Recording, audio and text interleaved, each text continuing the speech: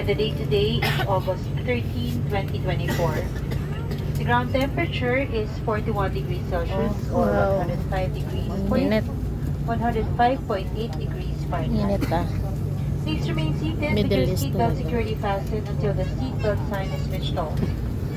For an orderly manner of disembarkation, passengers must remain seated and await instructions for deplaning. We shall commence passenger deplaning as soon as we receive clearance to do so. For all our passengers who need assistance, please approach our cabin crew and ground staff who will be happy to assist you. On behalf of Captain Romel and Nakalanding the na rest of the kami. crew, thank you for flying Philippine Airlines.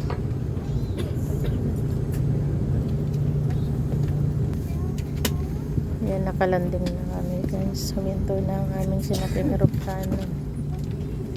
Philippine Airlines.